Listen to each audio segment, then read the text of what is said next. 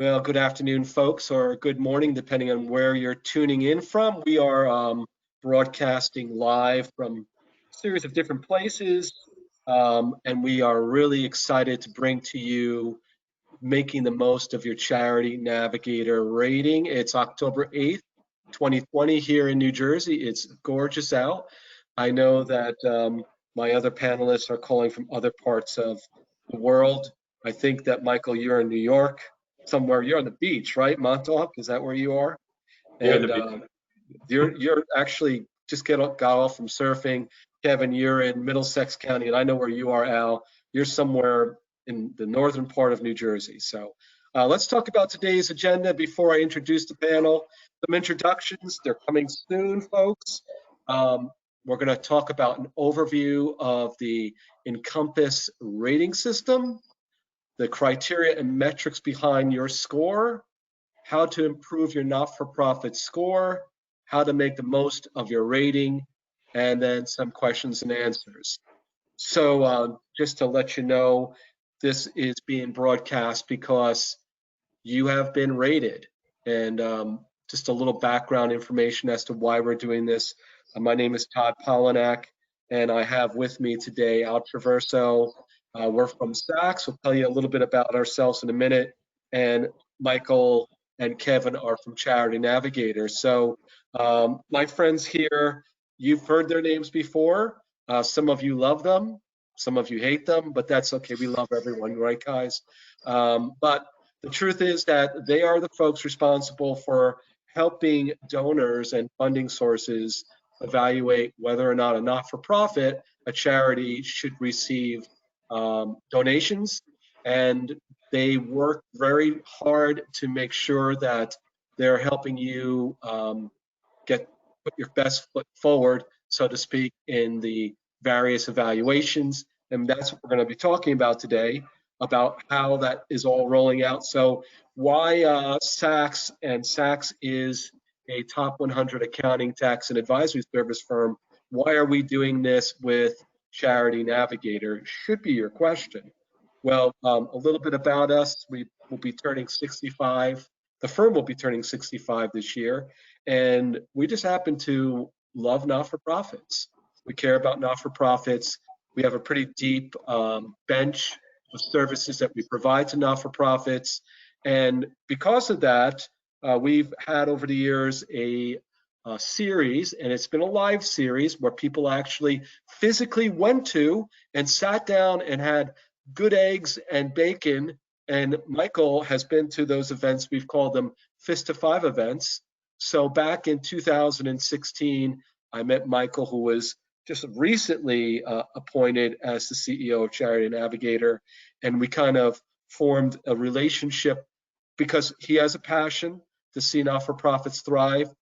We, as an accounting, tax, and advisory service firm, have a passion to see not-for-profits thrive. So we kind of formed a relationship. And then besides doing several Fist to Five events, the other good thing that we were doing together was I was invited to sit on the appeals panel for Charity Navigator. So if you want to know what that is, that's when Charity Navigator gives you a score that you don't like and you send it to the appeals panel. So I'm on that panel. So don't send me any hate mail because I'm always voted yes. Only kidding. So at any rate, we felt that we wanted to continue our discussion together. And I was on a call with Michael maybe about a month ago, right, Michael? It's about a month ago.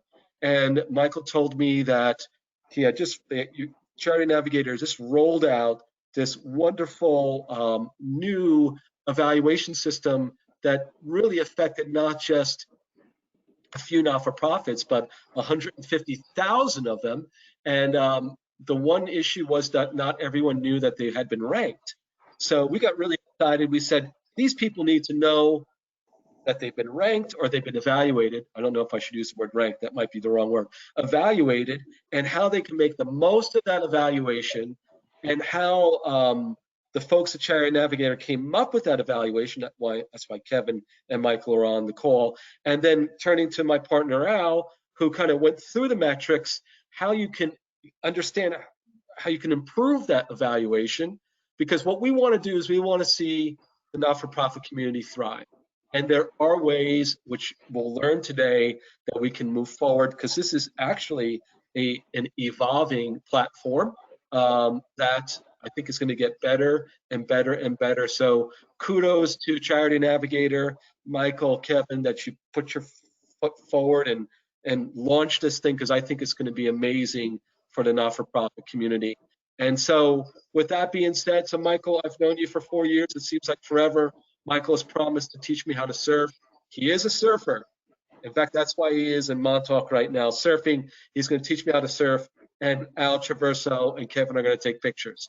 So Michael, I'll turn it over to you to kind of talk a little bit about Charity Navigator and maybe a little bit that I've forgotten about our relationship, and then you're going to take the next step in this broadcast. So Michael, it's all yours, my friend. And what a beautiful kitchen you have. Just wanted to say that. Thank you, Todd. And really big thanks to Sachs LLP for hosting this event.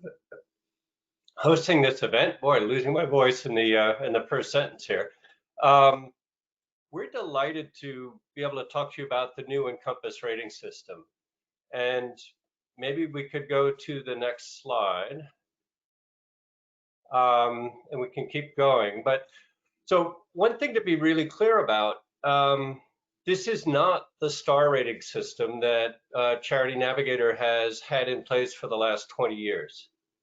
We've been doing evaluations looking at first financial metrics and then looking at accountability and transparency metrics through the star system since 2002. On July 29th of this year, we launched the Encompass rating system in a V1 beta and really blew out the number of organizations that we're rating from the current 9,000 star rated that are still there to now 160,000 total rated nonprofits by Charity Navigator. The goal of the system is really to take things first to more nonprofits, but then also to different types of evaluation and measurement. And so we're going to talk, and I'll show you in the next slide, around the 4 beacon system. But really what we're looking at is a new system that's going to allow us to move rapidly as we bring on new elements to the rating, do this in an experimental framework, and leave the star rating as is until we've built out the full Encompass system, and then work towards merging the systems over time. So one thing to know about the new rating system, it is a numeric score. It is not a star. It doesn't roll into the stars. So when you see stars at Charity Navigator, you know that's the old system. When you see a numeric, you'll know that's the new system. We're working in, for those of you familiar with software development, we're working in an agile paradigm, which is fast iteration. You can stay on the next slide, that's fine. It's moving quickly in short sprints and checking in, getting a lot of feedback, and then adapting as we need.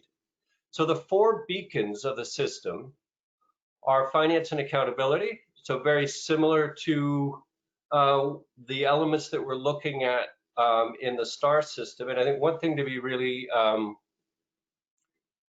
clear about right now, that those metrics are coming from the IRS Form 990. So if you're going to be rated on finance and accountability, you need to have submitted an IRS Form 990. That's one of the bars to entry at this point. The next item that we're going to be looking at is impact and results, and really finally getting to a place where we're saying something about a nonprofit's performance in achieving its mission. We will also look at community and culture. And the first item that we've been working on with this is around constituent voice. And for those of you that have followed some of the FISTA 5 events, we had an event, it's hard to, a little over a year ago, that was hosted by Sachs in Grand Central in New York City, where we had a group called the Irritants that came and actually spoke about the use of constituent voice as a means of improving program effectiveness. And so that group, the Irritants, right now is actually working with us on taking some of their approach to helping organizations systematize how they listen to their beneficiaries and their constituents. And we're looking to see if we can bring that into something that goes into our evaluations. The last beacon is leadership and adaptability. And if you think about what we've been going through over the last 6 to 9 months with all of the changes in our world and all of the challenges, this is really a time where we're going to see leadership and adaptability come into the forefront in how organizations are able to pull through and survive and thrive within the new environment that we're in. A key point of just staying on that, I'm sorry, I'm maybe moving slower than on the top of this slide, you'll see up at the top score is essentially a roll up of the individual scores. And there's a give with confidence moniker that we're actually providing, and Kevin will speak to that a little bit later on in the presentation. We can move to the next slide. Today, with the Encompass Rating System, what we've launched and what many of you have received as your first evaluation is looking at just the accountability and transparency metrics with the financial metrics that are coming in the financial and accountability beacon. There are 150,000 new rated organizations. Many of these are quite different from the old system, which really had a $1 million bar to entry. It also had 7 years of filing as a requirement, and 40% of the revenue needed to be coming from individual donors. That's all gone at this point. And what you do need is you need to have filed consistently 3 990s in the last, 3 in a row, and they need to have been e-filed. We do this automatically now. We bring in those nonprofits. So if you didn't get a rating, you may not have e-filed. Let's say you've been filing for several years, but you haven't actually been e-filing, then we won't have your data. So moving to the next slide. Why did we do this? I joined Charity Navigator 5 years ago with the desire to work with the organization to broaden the methodologies and to do more about effectiveness and to get to impact in some way or form and how we were evaluating what nonprofits were doing in the world and the difference they were making. I also was wanting to see really how do we get to scale, right? Charity Navigator is the largest independent evaluator in the country, and we were rating 9,000 organizations out of 1.6 million nonprofits. It felt like there was a lot of room for growth. Next slide, please. So what we wanted to do was get to a place where we could really broaden the pool of available ratings and help donors find more nonprofits that were adding value to the world. We also had one of the motivators for me, and I think many of our staff, we would hear this question when we would talk to to individual donors, sort of your coffee conversation, say, well, I only give to Charity Navigator rated organizations. And that to me always really troubled me. That was one of the things that kept me awake at night, because ultimately that meant they were only giving to a pool of about 9,000 organizations. And even though that's a significant pool and some of the largest and better known nonprofits, it still was very limited. And so we wanted to get beyond that. The other thing we wanted was to find a way to help nonprofits raise their own profile. So the other thing that's happened over the last 5 years, and many of you are aware of this, and I was mentioning e-filing. So when you electronically file, you also have what the IRS has been doing for the last, I think, 3.5 years, has been publishing a machine-readable version of that of the 990 database of the evaluated nonprofits, or let's say of the submitted IRS tax forms. that they have processed and approved. So given that we had digital data, we then were sitting in a world where we had in our own database, we pulled in about 350,000 nonprofit 990s. We had consistent data for about 150,000 of them with 3 years worth of information.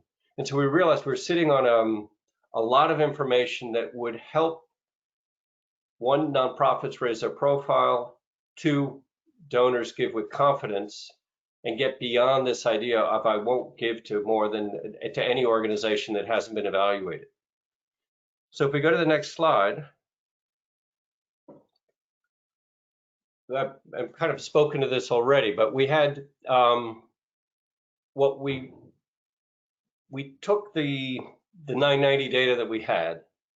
We also worked with partners to bring in other capabilities to that. We know that our brand is a recognized brand within the nonprofit sector. We've been hearing this constant demand from all of you as nonprofits saying, you got to rate us better than you've been doing, and you got to rate more of us. So we've been working on that. And then we originally were trying to figure out, all right, how do we bring this into the STAR system? And for those of you that have been watching our site for a while, you'll know that about 3 years ago, we started doing something that internally we speak of as the impact data experiment. So the impact data experiment was partnering with, at the time, GuideStar, now Candid, Global Giving, Classy, and Impact Matters on bringing in their performance or results data, impact information, and we were adding that to the nonprofit profile pages on our website. And so in the first year, I think we started this in 2017, we had about 2,500 nonprofits with some form of impact information. We currently have about 30,000. And so that data set coming from partners it's giving us a richer amount of information to actually figure out how to move things forward. The decision that was made was not to disrupt the current star rating system and to bring on the Encompass system in parallel. And I mentioned that earlier that there will be a unification of the systems in 18 to 24 months. But right now we're running these in parallel so we can build out those beacons that I showed you earlier. So looking at the next slide, this is a little bit, what I told you was what we were doing. Now this was how we actually have been building out Encompass. And so these are some of the consultative councils that we speak to in order to ensure that what we're doing is representative and to get feedback in on the evolution of the ratings. So a couple of key points here. On the bottom, you'll see the impact partners and data providers. That's what I mentioned earlier, and that's continuing and also potentially expanding as we bring in some of the other beacons we're looking at. We also have a nonprofit ratings expert group, and this is comprised of senior staff that are focused on the evaluations, relevant board members, and external experts in measurement and evaluation. And that group's been very active in in the creation of Encompass. About 3 months ago, we put out a call to the nonprofit sector, to those organizations that we rate, to form a consultative council of nonprofit leaders. We were overwhelmed with responses and actually had over 350 responses to that call, from which we selected 25, and that is an active group that we just had a meeting with them last week. We're meeting on a regular basis, showing them how we're evolving the system, but then also gathering their data and their inputs on what we're doing.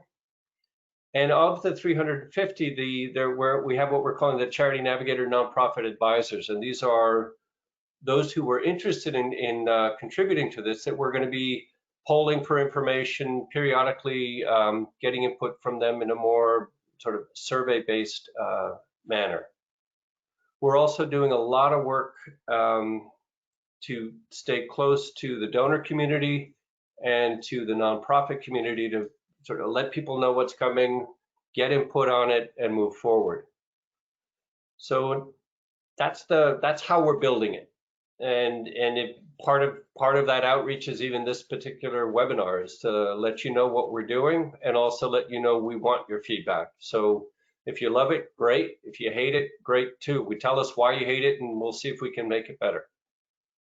Next slide, please. I wanted to talk about the effect of COVID on many of our organizations. Clearly, this has had a dramatic impact on all of our finances. For the majority of organizations out there, it's a negative impact. For a small minority of it's actually a positive impact, and there's been growth at this particular time. But needless to say, the data and the financial data that we're going to be seeing for 2020, once we get the 990s back from the IRS that you all have filed, it probably is going to be all over the map. And so we've got a dedicated team internally working on how do we make things right, because there is no point punishing the sector that has already been really hard hit in the last 9 months. We don't want to do that, and so we will very definitely be making ratings adjustments. We don't yet have enough data because there's not enough. There isn't enough of the tax filing that's come back, and so we will be adjusting financials in some way, and in that detail I can't give you right now. We're also looking to elevate the other beacons of the Encompass system to tell the story. And I think one of the key stories, and I alluded to this earlier, is how we have adapted to the current environment, and the leadership and adaptability and figuring out a way to help nonprofits tell their COVID stories in a way that is shown and prominently to donors on our website is something that we're working on at this point in time. So next slide. So what I want to do right now is turn things over to Al, who's going to talk you through the individual criteria of the evaluation system in Encompass and how you can improve your score. So Al, thank you. All right, thank you, Michael. And thank you, everyone.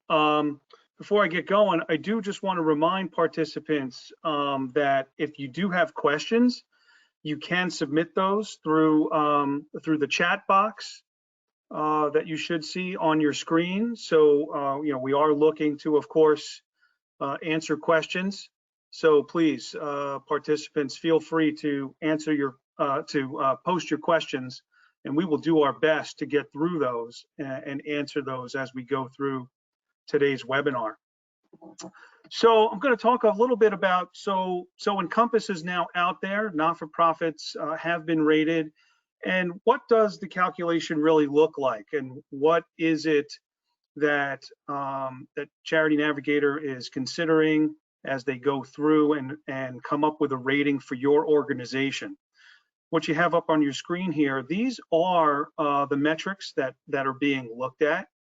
They are the program expense ratio, the average for the last 3 years, whether or not the organization does have some type of independent audit or is issuing some type of a published financial statement, whether it be a compilation or review, the board composition, the liabilities to assets, and what does that ratio look like, and that is going to be based on the most recent 990 that's filed, as opposed to the program expense ratio, which is going to be based on the average of the last 3 years of the 990s that have been filed.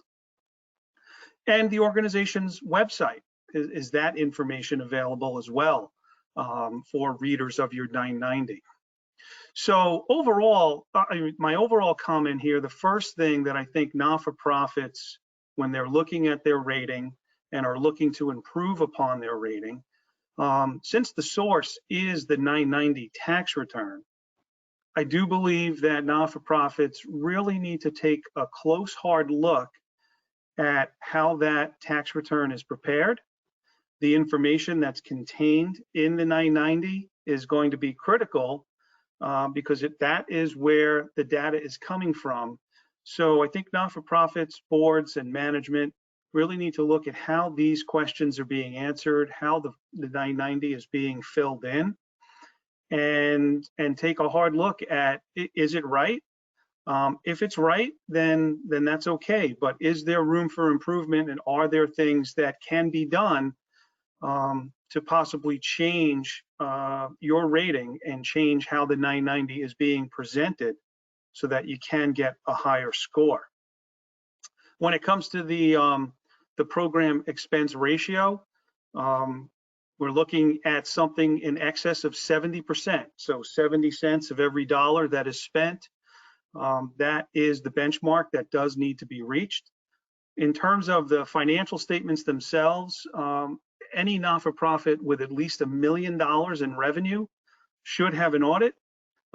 Anything below that, between 250 or up to $1 million, would need to have a compilation or review in order to get credit and receive the points on the rating.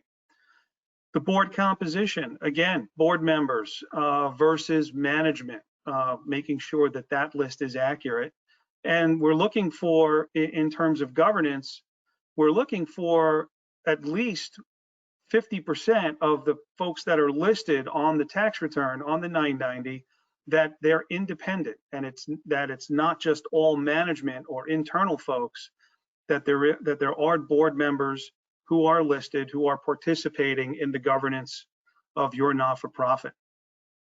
Liabilities to assets, greater than 50%. So we want to see a not-for-profit where we have a good, strong ratio of assets to liabilities, where liabilities do not exceed more than 50% of the total of assets. Next slide, please. So when I learned about Encompass, I wanted to take a look for myself and see, so how does this really work, right? Encompass at work, what is it really doing? So I went and I found two not-for-profits that on the surface, pretty similar in size in terms of revenue, pretty similar in size in terms of total assets. But yet, when I was looking at what scores they received, you could see that there is a vast difference in the scoring and what each not-for-profit was able to achieve with the Encompass rating. And I drilled down into the 990s. I went to GuideStar, just like potential donors are going to do. Went to GuideStar and pulled up the 990s. And what I found was quite startling, but it absolutely fit Charity Navigator's model in terms of what I found on these 990s. I'd like to focus on what you could see here is the not-for-profit on the right is the one that scored very low as opposed to the one on the left. And you can see here what was interesting on that organization's 990, the one on the left. So we have a $16 million not-for-profit in terms of revenue. No audit was prepared, or at least that is how the question was answered. So clearly, this particular not-for-profit, I would want to verify and certainly recommend that they check the answers of these particular questions. Also, again, in terms of board composition, the schedule which listed trustees and management, it only listed paid employees. There was no indication of any names or any outside parties that were trustees of the organization. So they lost some points there. And then, of course, on their balance sheet, they did have you know, they were kind of upside down in terms of their total liabilities to the assets. So that also did negatively affect the score. So as I sat back and I looked at the two results, I certainly, you know, from how Charity Navigator is doing the Encompass rating, it makes sense. The scores made sense in which they received. It was evident on the 990s as to why they received it.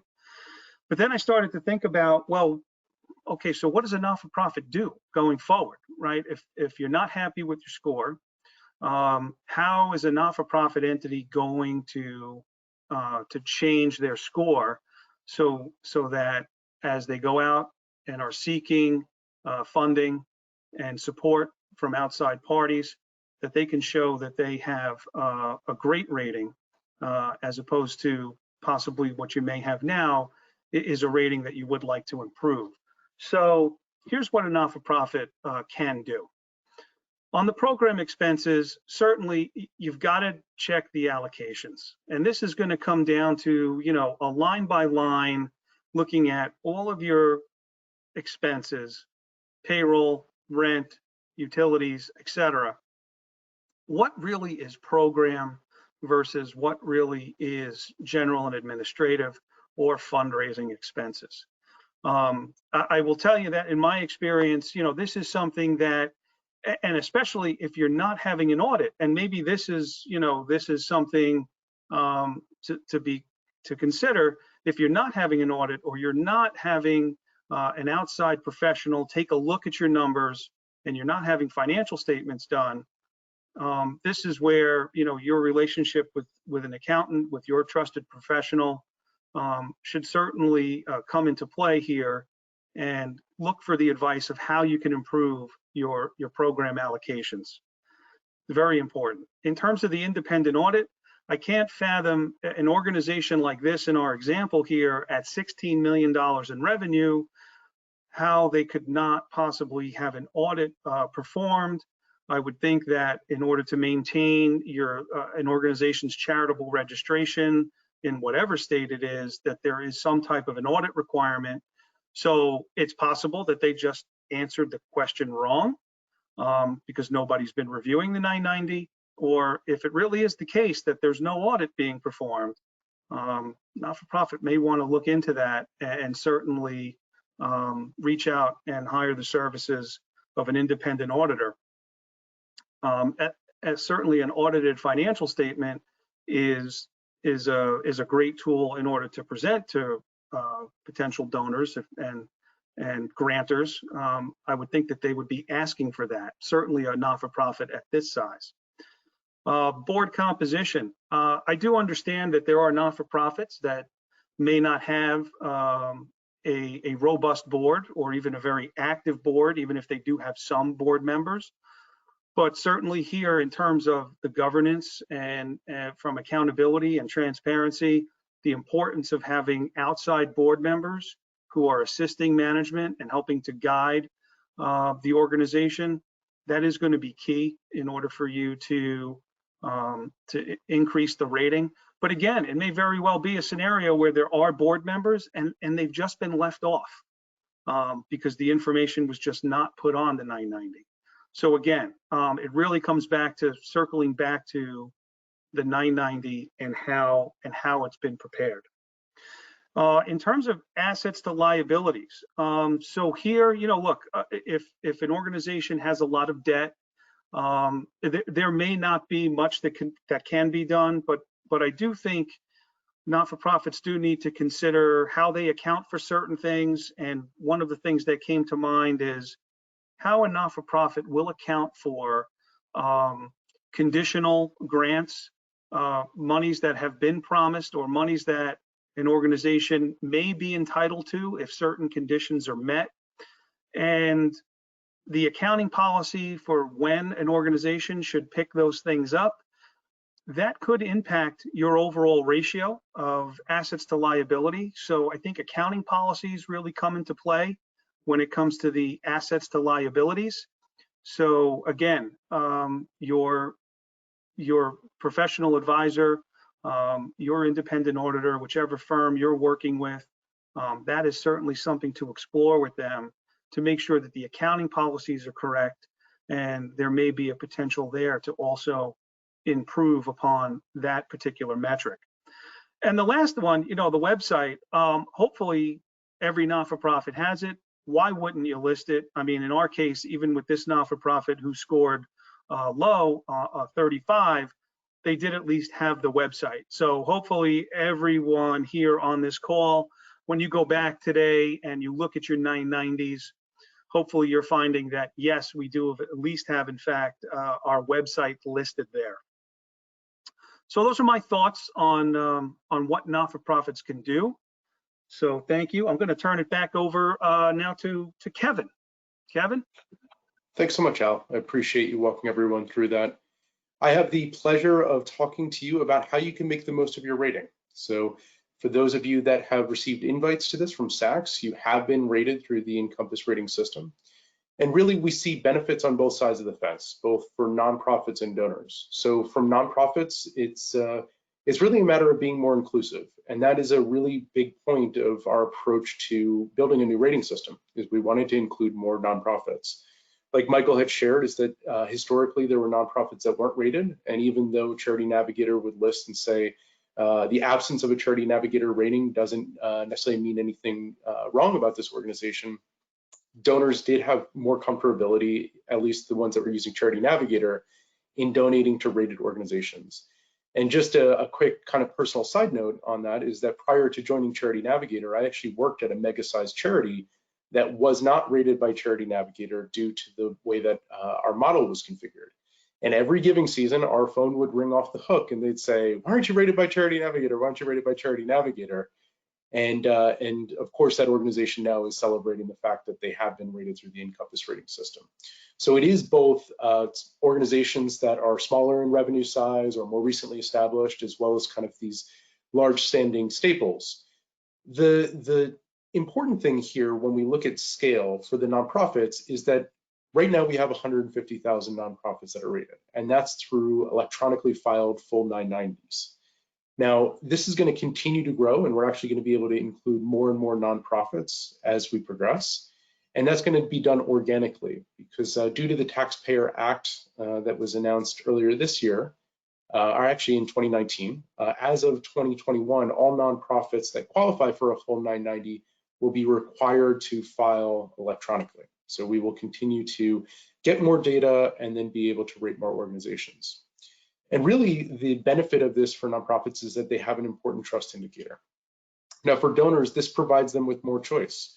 So like I had mentioned, we heard from donors who said, I won't donate if the organization isn't rated by Charity Navigator. Now they are.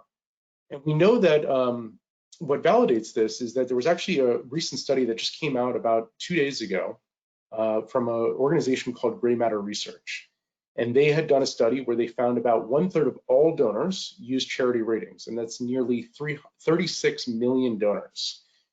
Some other things that they found was that there's certainly a strong difference in awareness among different groups of donors. And what they found was with younger, non-white and religious donors, particularly they like to use charity rating sites. So if you're trying to attract any of those groups or try to diversify your revenue streams, ratings should be particularly important. They also did a quick search on a diverse set of charities, and in every single case, links to ratings sites like Charity Navigator came up in the search results, often on the first page, and often multiple links as well. So even beyond that 36 million that I referenced, there are other donors that are being indirectly influenced based off of search engine results as well. So Michael had walked through the different beacons that we're planning on rolling out, and Al had walked through the different metrics that we have factored into the finance and accountability beacon currently. But this system really is built with flexibility in mind, and that is really to benefit both nonprofits and donors. So there's going to be new beacons, and we're also going to look to respond to, like Michael shared, feedback from nonprofits as well as others in the industry, and even donor preferences and behaviors. Because of the amount of folks that are coming into Charity Navigator on an annual basis, we have our hands on a tremendous amount of information, both how they actually interact on the nonprofit profile page And in addition to being a ratings platform, we also offer giving opportunities through our giving basket. So we can actually measure how those ratings are influenced giving in real time. So as far as being more comprehensive and providing better storytelling, we do feel that being a nonprofit ourselves, we know that there's much more to being a good nonprofit than just having good financials and that being very kind of black and white. Or even the accountability side of how much your information you're putting out to the world and how much donors can trust in you. We know that there's a multidimensional story there. So as far as being able to articulate the goals, the operation, and performance beyond the traditional focus on finance, we feel will get us to a better place for the nonprofit sector and start to change the story as to how people make decisions around where their gifts go. The other important thing while we're on this slide is just to talk through our engagement with nonprofits as well.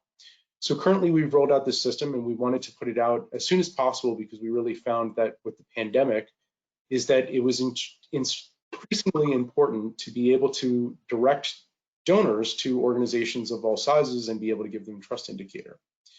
We are looking to roll out a nonprofit portal in early 2021. That would allow nonprofits to provide us with new information that would fill out the beacons, as well as provide information potentially sooner than we're getting from the IRS Form 990 as well. So on this slide, we found that when we ran our analysis, we had 73% of organizations passing based off of those 5 metrics that Al outlined. And if you're looking to see if your organization has been rated or want to check on what your rating is, you can simply visit Charity Navigator and search your organization's name, or your EIN is even more accurate. And now that you've received your rating, there are a lot of ways you can use it to raise awareness and funds. Like Michael mentioned, and you can see in the bottom right-hand corner here, is that we have a Give with Confidence seal. And we really did feel like this was an important message to put out to potential donors, is that they can give with confidence based off the information that's been leveraged as part of our rating system. And you can imagine that in a world where the general public relies on ratings and reviews to help with decision making, your rating is incredibly powerful. So if you think about how you make decisions about where you go to eat, and you go to Yelp, or you're deciding on what you're purchasing and going to Amazon or Google, the idea of having this seal of approval is incredibly important. And what I'll walk you through on the next slide is a number of different applications on how you can actually leverage this seal and your rating. So this is a rendering of our nonprofit profile page, and you can see some of the things that were described earlier, such as the 4 beacon system on the right-hand side. And what's really nice is that this actually scrolls and is actually used as a navigational item. And what we've really adopted is this idea of nibble, bite, full meal. So we know that there are a number of donors who really just want a stamp of approval, and they want to see the word mark of Give with Confidence, and they can see that when they're discovering different giving opportunities on our site. There's also then the more granularity of the individual ratings within the beacons. So right now you're seeing this organization has available data on finance and accountability and has received the score of 100, and that feeding to the overall score. But there will be then a complex recipe of the scores underneath. One of the first questions that comes up is when we were building out this system was, what is the weighting? Are they equally weighted? And the answer to that is it's to be determined, but we do know that there are some areas that are more important than others, and certainly will be reactive to both nonprofit feedback and donor engagement as well. So you can see that from a glance, you can understand that how this organization was rated, and you also have the ability to then click in to see details, where this then does become a bit of a long scroll, and the donor is directed to the underlying information that makes up that score, as well as the source data, and then also information that aligns with that rating, but doesn't necessarily impact the score. Now, one of the things when Al was walking through the metrics, and he had the table of laying out the 2 different organizations with one another, and Al went ahead and actually looked at the 990 to confirm everything. On the nonprofit profile page in and of its own, there actually is, there are boxes that will actually provide both to donors and then the nonprofits themselves direction on how much effect each metric is having on the score, and then also be able to provide some running commentary about why that metric is important as well. So if you are rated and you want to show off your rating, how can you do so? It's actually very simple. We don't have contact information for all the 150,000 nonprofits that have been rated. We wish that we did. So what we're doing at this point is that we are including a link on the profile page. And I know many of you are probably opening up a tab and searching for your organization on Charity Navigator right now. But there's a link to gain access to your rating toolkit. And at that point, you're asked a series of questions just to be able to identify yourself. We can capture some contact information so we can be in touch about how your rating is evolving over time. And you'll have the ability to download a comprehensive rating toolkit that includes a number of different marketing materials that I'll walk you through on the next slides. So the most powerful of the assets and most requested is certainly the seal of itself.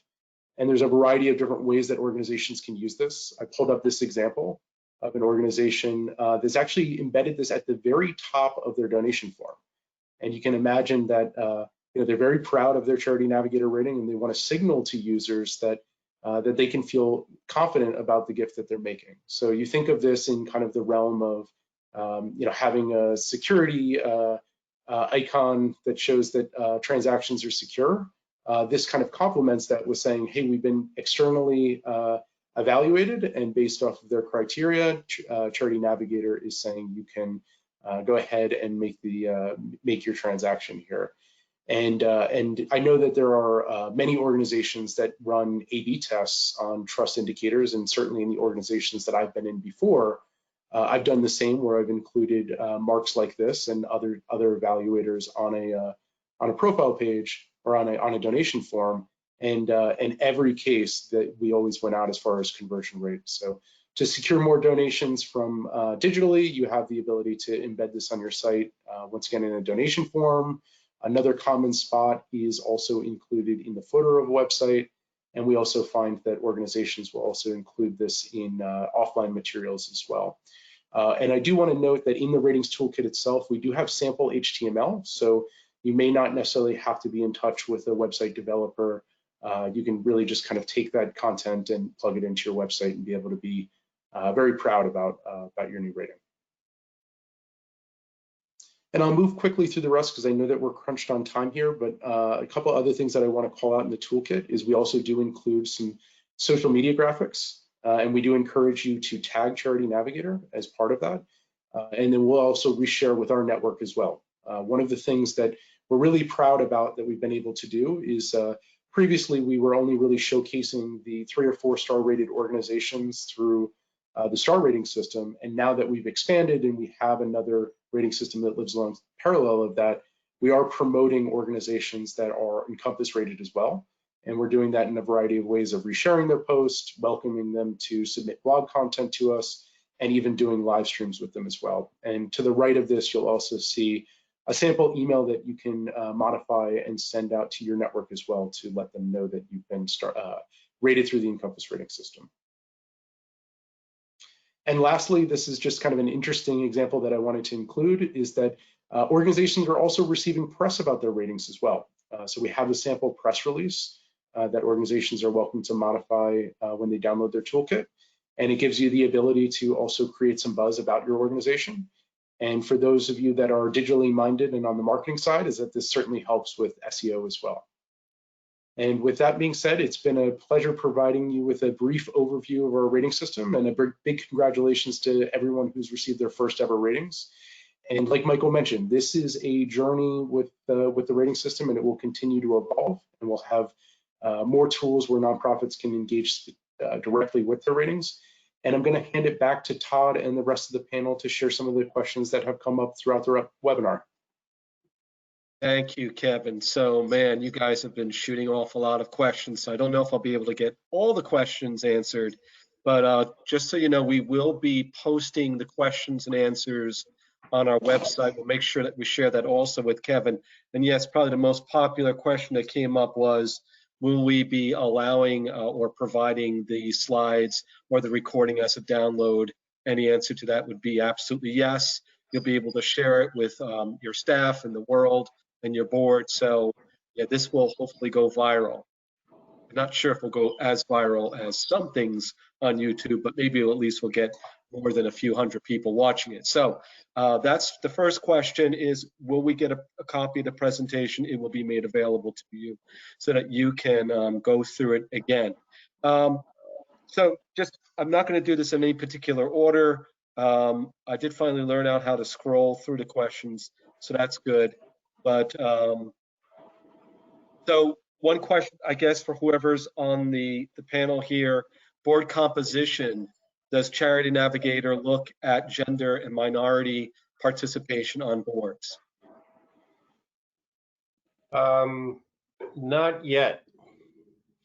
And it's in the culture and community beacon, which is not yet gone live. We are hoping to start looking at some diversity, equity, and inclusion metrics. And I think the board diversity is clearly one of the easier ones to begin to evaluate. And there are a couple of organizations that are beginning to collect that information, but that is not in the current rating. It may figure into how we look at diversity going forward. Okay, thank you, Michael. There's a question that came in about communication. There's somebody who reached out to Charity Navigator and got an canned email response. They want to know, how would someone be able to contact someone at Charity Navigator to ask a specific question? Sure, yeah, I can address that. So we do have a contact form on our website, and it has a variety of different drop downs, so you can self-identify with what type of question you are that you have for us. And in some cases, there is an auto reply that does direct people to an FAQ. But we do monitor all requests that come into Charity Navigator. As you can imagine, expanding from rating 9,000 organizations and doing so annually to rating 150,000 organizations has certainly increased the amount of outreach to us. But it is certainly our goal to get back to everybody in a timely fashion. You have our emails here, so I welcome anybody that's on the webinar or watching this later to reach out to me. I'm happy to either answer your questions or get you in touch with someone who can. And then in addition to, I just want to underline what I had mentioned as far as our nonprofit portal. We do want to have a way for organizations, it's very important for us, for them to be able to control the information that's provided to us. We know that in some cases, like Al had talked through, is that there are accountants that are filing something and they leave off a website URL and now they're getting dinged for it and they say, ooh, no, I have a website URL. And even if that's a Facebook page or a Twitter profile, that counts, and we want them to be able to get credit for that. So, at the very least, there'd be a nonprofit portal where they could provide, information like that, update a mission statement, perhaps change their name if they're under a DBA. So that will all be forthcoming as well. So Kevin, just because there's been a few questions about this, and I think you're addressing it, just to be more specific. So in some cases, at least a few of the questions related to 990s that were filed in error, and the IRS hasn't released the revised 990. Would that be cured by this portal? I mean, what would the reaction response be? It would be, yeah. So we definitely operate under a principle in trust. So generally trusting the nonprofit sector and giving nonprofits the ability to provide us with more information. So certainly if there was something that was filed in error, we want to know about that. And in some cases, there might be the ability to provide accompanying information to that. So like another example that Al had showed is a $17 million organization that says they have no board. That seems very strange. And if they were able to be able to prove that they do have a board and provide, recent minutes of that meeting, certainly that would be something that we'd be able to take into consideration and modify their rating. Got it. Do the scores have to be? I'm sorry. Go ahead. No, I just want to jump in on that one, and that is to say, this is in our roadmap, and I think the key point is that nonprofit portal its initial iteration, or what we're calling, the MVP for it, will be going live in the beginning of 2021. So there's certain elements that are hard for us to change right now, but will be changeable in a very short period of time. Yes. One question that came through actually a few times, similar questions: do the scores have to be full scores, 25, 15, 10, or can they be part of a total score? So we're not using fractions at this point, but we are using, so it is whole numbers. As far as how the ratings have worked from the perspective of rolling out the first 5 metrics within the finance and accountability beacon, the number of numbers is pretty limited, but that will be changing with the rollout of additional beacons. So you'll certainly see like the full spectrum of 0 to 100. Okay. Another question that came in is, can you estimate the time between our submission of our 990 e-file and Charity Navigator's evaluation of it and any changes in our rating? So I guess this is someone who is anxious to see their rating change. Like, what's the time period between the e-filing and the change? There's it's a great question, and it's one that we have some control. We actually have very limited control over, because it's dependent on the IRS processing the information and then publishing the information. And one of the challenges that we've experienced in recent months is that data flow has been less consistent. And so we have a contract, we've had a contract with the IRS for quite a few years, where there's what they publish to an Amazon S3 data store, and then there's what they make available to us on essentially thumb drives. And that data has been spotty. But on average, it's about 1 to 3 months from time of filing to when we receive it. And then from there, it's up to us to process it. But this is one of the hardships with the 990 is that you're looking at historical information, and I think some of the other beacons will start getting us to much more current data, because a nonprofit might take 6 months or longer to even file their 990. So if there are delays in your filing process, or you wait until the limit, then the IRS has its delays, then we have our delays. It can be we're issuing a rating for last year's data. And that's something where, the onus is on all of us to speed up that process. And we are really wanting to have these other beacons help us fill in that a little bit more currently. Another question that came in is, does Charity Navigator also consider in their evaluation BBB wise giving along with Candid? Their process is a little bit different, and the submission of, for example, we have gone through the BBB process ourselves, and we have their certification. There is a paywall to getting the certification.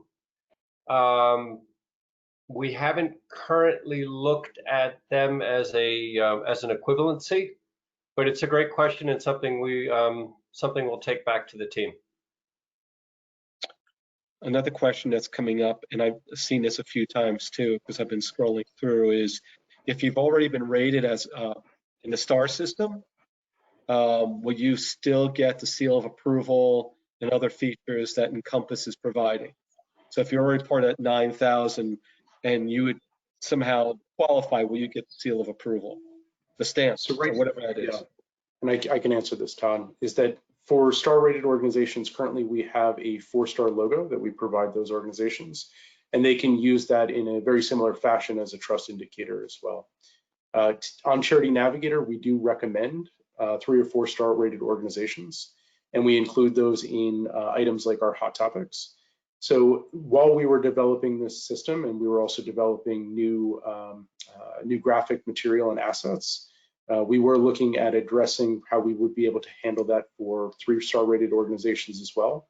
So that is forthcoming as well. But if the person submitting that question is a 4-star rated charity, then they certainly have a logo to be able to leverage at this point. And like Michael had mentioned, is that currently these are living in parallel, but we do have a work stream ahead of us of merging the two together over the course of 18 to 24 months. Okay, this The one thing, let me just add one thing, which is, so when, for example, when the impact and results beacon gets lit up with some form of evaluative information, we are also going to be, if you're a star-rated organization and you have submitted information for that beacon, we will be surfacing that. It won't have bearing on your star rating. So the star rating will be independent, but you will have that Encompass information available to donors that are looking at your data. So essentially, you're getting both. So one more, because we're running out of time, hard to believe. And I'll say this, we will answer all the questions. We'll post the answers to the questions. I'll make sure I work with Michael and Kevin and Al to get them, whoever participated will attach it to the handout. But if you don't currently file a 990, if you're exempt from filing, how do you get rated by Charity Navigator? Well, the short answer is today we have nothing to rate you on, and so we are lacking data on your organization, and so there won't be a rating. That may change if you choose to complete some of the information for other elements of the Encompass system.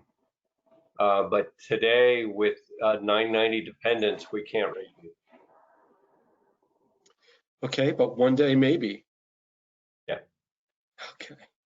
So with that, which is actually being able to separate away from the IRS Form 990 as our primary data source is actually something that it creates a wonderful set of opportunities that will create opportunities for other types of organizations to be evaluated if they so choose. So with that, can we go to our last slide? All right, so Maggie's going to the last slide, but I just wanted to thank you all for coming and visiting Michael, Kevin, Al, talking about this really important topic of Charity Navigator and the new Encompass valuation system.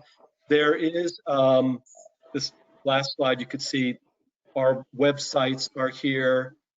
You can also get in touch with us through our email addresses. If you have a specific question that you didn't ask and you would like to ask, you can see on the bottom and our website, just below our website, it says not-for-profit@sacsllp.com. You could put that, send an email to that address, and we will specifically answer it related to this webinar, whether it's Michael, Kevin, or Al, or myself, as well as our email addresses. But we figure not-for-profit@sacsllp.com you would remember, and you'll remember our faces, I'm sure. But thank you guys so much for being part of this conversation. More to come. So maybe in a few months, we'll have a repeat of this and find out where you guys stand and what new developments. So this will be an ongoing dialogue.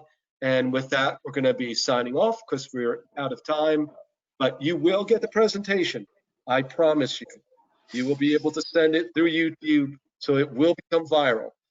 I don't think so, but maybe at least a few more people will see it. So with that, have a great day, stay safe, and most importantly, enjoy life because life is short.